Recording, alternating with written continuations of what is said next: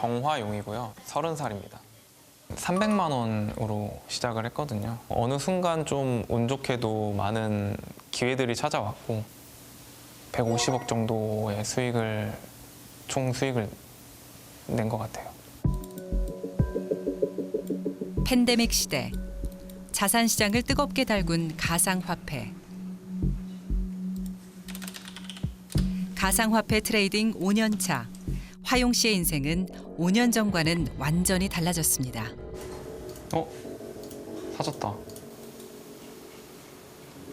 지금 85에 샀는데 이게 95까지 반등을 해줄지 모르겠네요. 거래량이 많이 터진 종목이라서 내려가면서도 파동이 만들어져서 운이 좋으면 팔릴 수도 있거든요.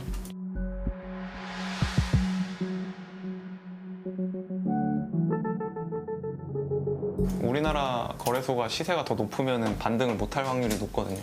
지금 95에 12만 개 걸어놨는데 한 10만 개 정도 팔렸어요. 나머지 다 팔리면 12만 개니까 한 120만 원 정도?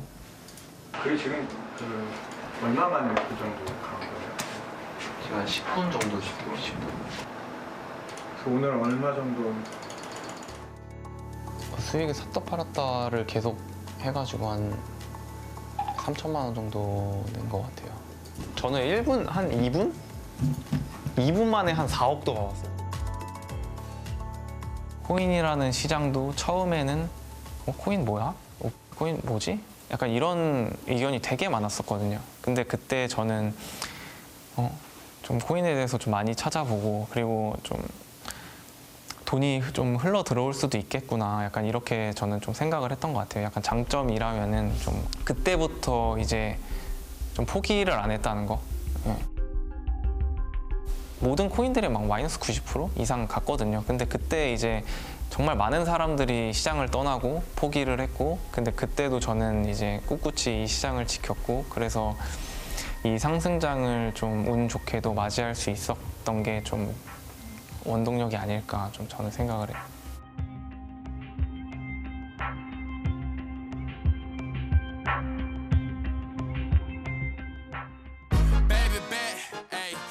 올해 디지털 가상자산의 규모는 폭발적으로 성장했습니다. 가상화폐에 투자했던 20, 30대 가운데 100억 원 이상의 수익을 낸 부자들도 등장하기 시작했죠.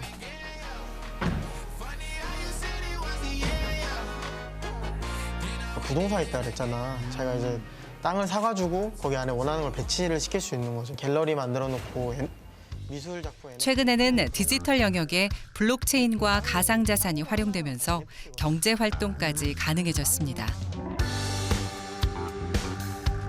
저는 이제 RT7에서 대표를 맡고 있는 김원진이라고 합니다.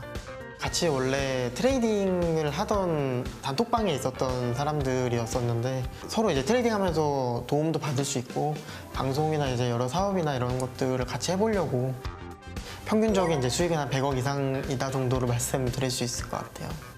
가상 부동산이라고 해서 요새 되게 이런 거를 투자를 하는 사람들이 많은데 가상 부동산 플랫폼은 말 그대로 가상 공간의 토지를 사고 파는 시장을 뜻합니다. 메타버스 세상에서도 부동산 투자 열기는 현실 세계에 못지않습니다. 우와 이거 300만 원이네. 형 신발 뭐야? 신발보다 비싸네. 땅값이 한 개는 막 50만 달러짜리도 있고 45만 달러. 와, 이거는 천만 달러네, 가격이. 합쳐서 같기도 하고. 이 모든 거를 여기 그치? 합쳐서면 또 100억 이해 가긴 한다. 와. 이런 거 이제 강남 땅값보다 비싼 거 같은데? 이렇게만 보면 사실 가상 부동산이 막 1억 하고 이러는 거 보면은 거품으로 보이긴 하잖아. 맞아. 모르는 거 같아 아직도. 이것도 원래 예전에 나라면 말도 안 돼. 무슨 그래픽 쪼가리 땅 한 픽셀 하나에 5억씩 주고 사. 뭐 이렇게 무슨. 그런데 요즘은 또 모를 것 같아. 그러니까 말도 안 된다가 아니라 무한한 가능성이 있다. 약간 이렇게 봐야 될 것 같아. 물론 뭐 리스크는 있지만 그치. 항상. 그러니까 이런 거 10개 보면은 솔직히 9개는 거품이 맞는데 가끔가다 한 개 정도 괜찮다고 보이는 것들이 있거든. 사실 비트코인도 1원부터 8천만 원까지 올라오면서 다 말도 안 된다고 그러고 거품이라고 그랬었잖아. 처음부터 안 된다고 생각할 게 아니라 그렇게 단정 지으면 안 되고 이게 정말 어떤 가치가 있을지를 먼저 이해해 보려고 좀 노력하는 게 되게 중요한 것 같아.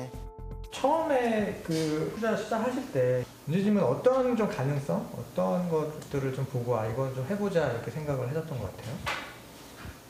사실 초반에는 가능성을 안 봤어요. 왜냐면은 초반에는 실제로도 그 당시에 스캠이 굉장히 많은 시장이었어요. 이제 상장되어 있는 코인들 대부분 실질적인 가치보다는 오를 거라는 기대감과 마케팅으로 포장돼서 오른 경우가 많았거든요. 지금 보시면 어떠세요? 그때랑 상황이 좀 다른가요? 아니면 상황이 굉장히 많이 달라졌죠. 가상자산의 진짜 블록체인이 뭔지를 보여주는 프로젝트가 굉장히 많이 생겨나기 시작했다고 생각을 해요. 작년 이제 디파이부터 시작을 해서 그 다음에는 이제 솔라나랑 NFT, 최근에 떠오르고 있는 거는 게임 쪽, 플레이 투 원 쪽 게임 프로젝트들이 많이 떠오르고 있는데 진짜 굉장히 빠르다고 생각을 해요. 그러면서 저도 점점 이제 블록체인이 정말 발전 가능성이 있겠구나라는 생각을 많이 하게 되었죠.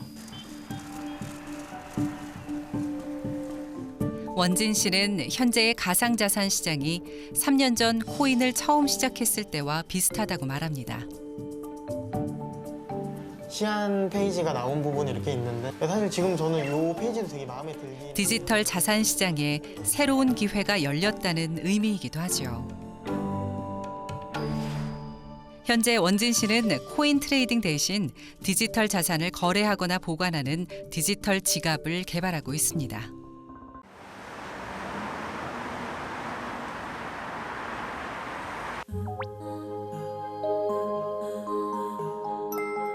동양적인 팝아트라는 새로운 장르를 개척하고 있는 김지희 작가. 포장된 미소를 뜻하는 실드 스마일을 주제로 다양한 작품 활동을 하고 있습니다. 그래서 어떤 더 나은 삶을 향한 우리의 희망과 욕망. 네, 안녕하세요. 저는 인물 작업을 통해 욕망과 존재를 표현하는 김지희 작가입니다. 실드 스마일이라는 작품 시리즈로 지금 2008년부터 지금까지 작업 시리즈를 계속 이어오고 있는데요. 항상 이제 동시대의 다양한 변화들에 민감하다 보니까 그런 것들이 좀 자연스럽게 작품에 대한 변화로 이어지고 그렇게 해서 온 것 같아요. 지난 8월 김지희 작가는 NFT 경매에 도전했습니다. 첫 번째 스타트로 했을 때 치고 저희들도 반응도 꽤나 괜찮았었고 저희들이 그래도 아이템 셀렉부터 홍보했던 게 잘 맞아서 판매가 좀 성공적으로 됐던 것 같아요. 일단 올 봄에 그냥 NFT 너무 갑작스럽게 그렇게 출연을 하게 됐고 그러다 보니까 미술계에서는 이제 준비를 했다기보단 대응을 하는 그 자세였던 것 같아요. 이런 변화가 있으니 우리도 빨리 이거를 이 시장으로 가야 된다는 그런 것들이 있었고 단 이틀 동안 진행된 경매. 반응은 폭발적이었습니다. 새 작품은 1억 2천만 원에 판매됐습니다. 이미 기존에 만들어 두셨던 실제 원화가 있는 상품을 저희가 이미지를 추출을 해서 이제 NFT로 생성을 하고 이 세 가지 그림에 대한 옥션을 디지털상에서 이제 진행을 한 거예요. 전체적으로 해가지고 1억 2천만 원 정도의 이제 매출이 났었고요. 그땐 한창 NFT가 진짜로 한국에서도 이제 꿈틀꿈틀 하던 시기였어서 저희가 예상했던 것보다 조금 더 가격이 실제로 나와서 낙찰이 되었던 것 같아요. 사실은 이 블록체인이랑 NFT 쪽에서의 트렌드는 시스템에 따라서 작가가 설계한 의도대로 사람이 직접 그리는 게 아니라 특성을 집어넣으면 이게 자동적으로 그림이 딱 완성이 되는 크립토펑크 같은 경우에는 10,000개의 유니크한 컬렉션이 있고 각각의 특징을 갖고 있는데 보통 거의 청록색 배경인데 이제 특이한 게 딱 봐도 사람들이 보라색 배경 갖고 있는 거, 갈색 배경 갖고 있는 거 이런 거는 딱 봐도 종류가 이제 적잖아요. 그럼 이거는 이제 레어한 캐릭터가 되는 거죠. 비트코인 같은 경우도 보면 한정된 수량, 한정된 재화 때문에 사람들이 희소성을 느끼는 건데 똑같이 이 NFT 트렌드에서도 사람들이 어떤 특성이 들어가 있고 어떤 게 희귀한지 모두가 다 확인을 할 수가 있어요. 이 세상에서 누구도 쓸 것 같지 않지만 이 디지털 세상에서만 쓰여질 것 같은 오히려 그런 이미지들에 사람들이 열광을 하는 것 같아요. 스테판 커리 같은 유명한 농구 선수도 자기가 직접 NFT에서 유명한 컬렉션을 구매를 해가지고 자기 트위터 프로필을 자기가 산 NFT로 해놨어요. 단순히 그걸 내가 사고 끝내는 게 아니라 가상세계에서 메타버스에서 혹은 뭐 트위터나 디스코드 같은 커뮤니티에서 내가 산 NFT를 프로필로 달고 약간 서로 멤버십 같은 느낌으로 소셜 활동을 하는 정도의 단계까지 지금은 진화를 하고 있는 것 같아요. 솔직하게 말씀드리면은 거품 같은 측면들이 저도 있다고 생각을 해요. 약간 옛날에 금융업에서 주식 시장 태어났던 것처럼 그런 과도기를 겪고 있는 것 같고, 저는 개인적으로는 이런 빠른 트렌드를 이해하는 사람들이 더 경쟁 우위를 갖게 될 거라고 옛날부터 생각을 하고 있어서 일반 사람들도 이 블록체인 개념이나 이런 것들이 익숙해지기 시작하면 오히려 더 블록체인을 기반으로 한 NFT 산업이 위변조나 투명성 부분에서 좀 더 열려있기 때문에 오히려 사람들이 더 좋아할 수도 있을 것 같아요.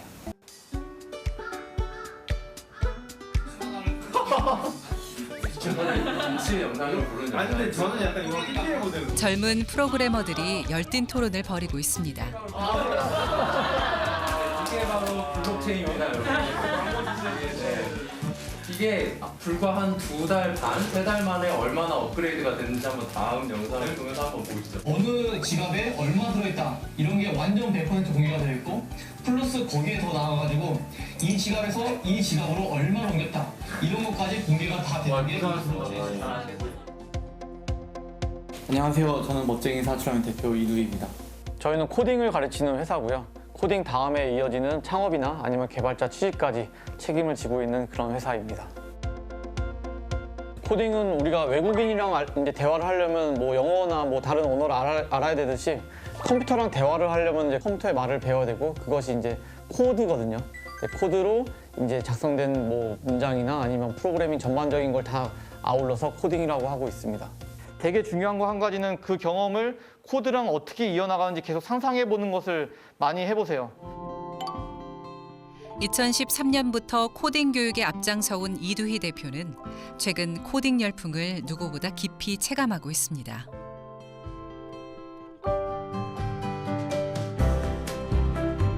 제가 지금 코딩 교육한 지 10년째거든요. 처음에는 전 30명을 데리고 수업을 했거든요. 한 2년 전부터, 그리고 작년에는 특히나 저희한테 수업 듣고 싶다라고 하는 이제 요청들도 되게 많고, 요즘에 막 10,000명 이상 20,000명까지 지원을 하고도 있고요. 그래서 이게 하나의 특수한 상황이 아니라 이제 전반적으로 사회 전반에 걸친 현상으로 이제 옮겨 타고 있구나. 그리고 내년, 내후년은 훨씬 더 이게 붐이 되겠구나라고 생각을 하고 있습니다. 이런 불편함이 있는데 이걸 코드로 짜서 이 정도 풀면은 사람들이 쓸까? 라는 생각을 계속 반복하면서 내가 처한 상황이나 내가 읽었던 문구나 아니면 내가 읽었던 소설 등에 계속 코드를 접목해 보면은 아이디어가 번뜩번뜩 떠오를 겁니다. 창업을 해야겠다고 결심을 하면서 결국에는 개발자가 필요한 상황이었어요.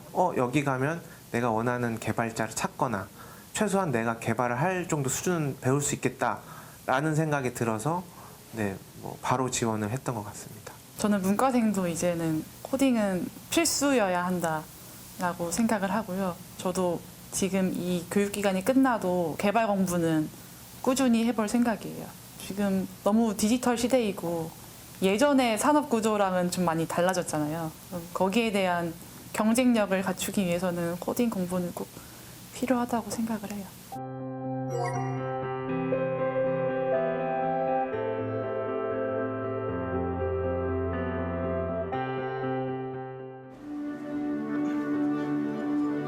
제가 어느 정도 명확한 아이디어가 사실 있었거든요. 네. 금융에 관련된 서비스. 디지털 시대의 예비 창업자에게 코딩은 아이디어를 확장하고 실현하는 도구가 됩니다. 한번 돌려볼 수 있어요? 좀 프론트엔드만 돼 있어요? 이걸 어플로 빼요? 사이트로 빼요? 사이트. 네, 사이트로요. 오픈했는데 아무도 안 쓸 것 같다라는 생각도 계속 하시면서, 그렇다면 쓰게 되려면 어떤 포인트에서 쓰게 될지. 개발한 지 얼마나 됐죠, 이거? 프론트엔드? 2주요? 그러면은 2주면은 다시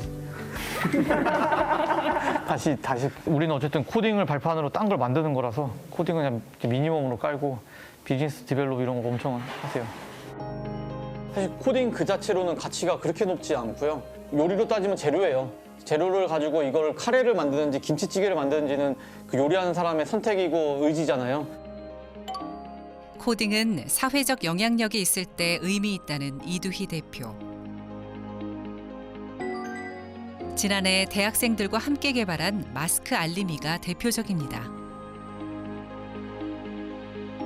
사회 전반적으로 소프트웨어가 주는 영향력이 날이 갈수록 진짜 뭐 제곱, 그 세제곱에 비례해서 커나가듯이 엄청나게 커지고 있어요. 그런 거를 이제 경험할 때마다 이거 누가 만들었지? 왜 만들었지? 또는 나도 만들고 싶은데? 라고 하면 빠질 수 없는 게 코딩이거든요. 저희 어릴 때는 이제 수학, 과학 잘해야지 이제 뭐 좋은 대학교 가거나 좋게 성장하는데 지금 제 생각에는 진짜 나중에 코딩 잘하는 사람이 무조건 성공합니다. 네, 그래서 저희가 10월 11일 날 메타버스 수업 로블록스 강의를 열었는데 현재 프로젝트 라이온에서 매출이 가장 높은 상태입니다. 옛날 같으면은 아무리 트렌드가 바뀌어도 그게 교육이 가장 늦게 반응을 했어요. 지금은 이제 이렇게 세상이 바뀐다고 하면은 바로바로 그거와 관련된 교육 콘텐츠들이 바로바로 소비가 되는 세상이 된 것 같습니다. 저는 계속 파도라고 생각하고 있는데 이 파도가 계속 치고 있는 상황에서 파도를 올라타가지고 계속 내 인생을 꾸며나갈지 아니면 계속 맞으면서 그냥 내가 꿋꿋이 있을지에 대한 판단을 해봤을 때 즉 10년 뒤에 내가 이 직업을 그냥 유지를 하겠다 내지는 나 이미 잘 먹고 잘 살고 있는데 굳이 뭐 바뀌는 게 오히려 거부감 든다라고 생각하시는 분들은 사실 배울 필요가 하나도 없어요. 나는 당장 뭐 5년 뒤에 다른 직업을 선택하든지 아니면 지금 내가 있는 필드에서 한 단계 업그레이드를 하고 싶다라고 생각하면은 코딩이 빠질 수 없다라고 생각을 하고 있습니다. 또 하나 다른 세상이 열렸다, 블록체인이 열렸다. 제일 먼저 선구자가 되어서 깃발 꽂을 수 있는 사람은 무조건 개발자인 세상이 됐어요. NFT 엄청 핫하잖아요. 그래서 NFT 발급할 수 있어? 라고 물어봤을 때 일반인들 발급할 수 있는 사람 아무도 없는데 개발자한테는 그냥 그거 그냥 내 컴퓨터 열어서 야 3분만 기다려. NFT 하나 너 지갑으로 갔을 거야. 거기서 이제 더 나가보고 테스트해보고 이런 능력을 가진 자와 그냥 뉴스만 보고 또래에서 그냥 아티클만 공유할 수 있는 것의 레벨 차이는 지금도 엄청 큰데 뭐 너무도 당연히 10년 뒤에는 뭐 비교할 수 없을 거라고 생각합니다.